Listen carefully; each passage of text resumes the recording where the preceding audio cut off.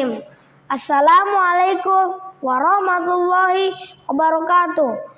Innal hamdalillah nahmaduhu wa nasta'inuhu wa nastaghfir wa na'udzu billahi min syururi anfusina wa min sayyiati a'malina. May yahdihillahu fala mudhillalah wa may yudlil fala hadiyalah. Asyhadu an la ilaha illallah wa asyhadu anna Muhammadan abduhu wa rasuluhu. Kaum muslim pemirsa yang dirahmati Allah Subhanahu wa taala, segala puji bagi Allah. Betapa beruntungnya kita karena hari ini Allah memperkenankan kita menghirup nikmatnya keberkahan bulan Ramadan, bulan mulia, karena di dalamnya Allah turunkan Al-Quran. A'udzu billahi minasy syaithanir rajim. Bismillahirrahmanirrahim. Ya ayyuhan nasu qad ja'atkum mau'izah min rabbikum wa shifaa'un lima fis suduri wa huda wa rahmatul lil mu'minin. Kaum muslim pemirsa yang dirahmati Allah Subhanahu wa taala, pada kesempatan kali ini saya Ahmad Yusuf Putra Nurif akan menyampaikan 4 keutamaan Al-Quran berdasarkan ayat tadi. Allah menjelaskan keutamaan Al-Quran. Dari ayat tersebut disampaikan ada 4 keutamaan Al-Quran. Namun sudah tentu dalam Al-Quran ada banyak lagi keutamaan yang lainnya.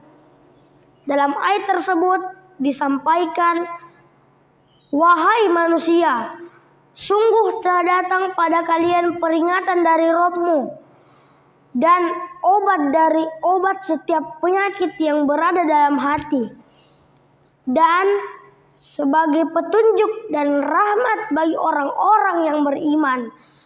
Allah Subhanahu wa taala menyebutkan dalam ayat tersebut 4 keutamaan Al-Quran. Yang pertama adalah sebagai peringatan bagi kita. Yang kedua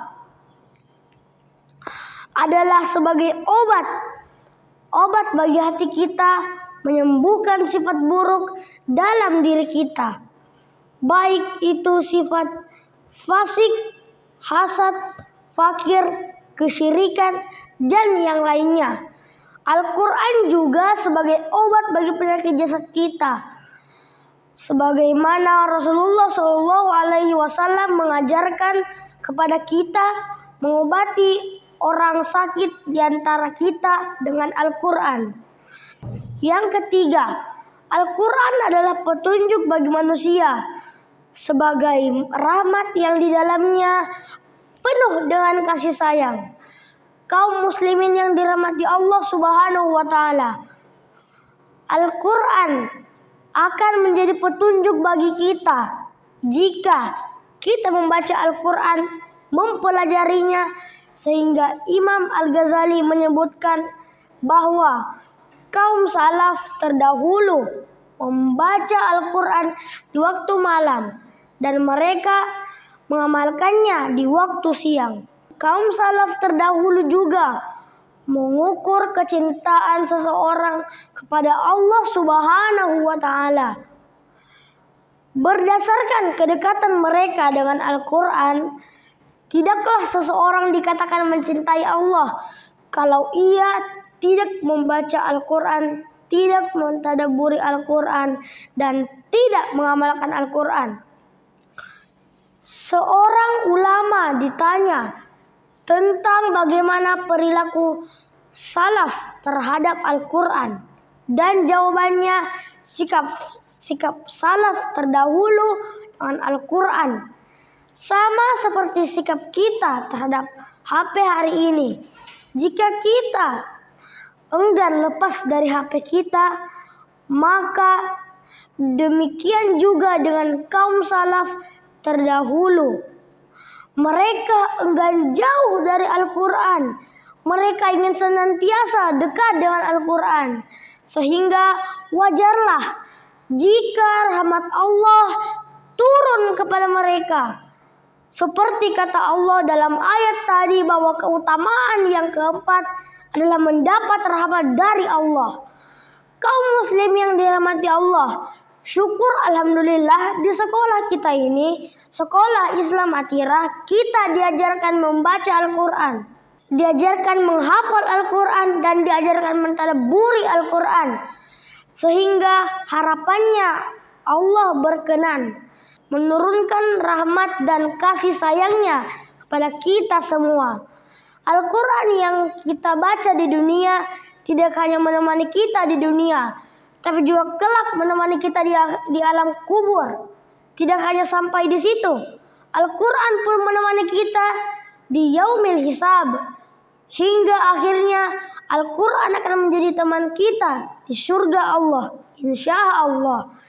Demikian yang saya sampaikan. Semoga kita termasuk hamba Allah yang mencintai dan dicintai oleh Al-Quran. Subhanakallahumma wa bihamdik asyhadu an la ilaha illa anta astaghfiruka wa atubu ilaik. Assalamualaikum warahmatullahi wabarakatuh. Siapa bilang di sini kita hanya akan berhadapan dengan buku-buku? Terkurung dalam ruangan. Aktivitas yang membosankan dan menyeluruhkan.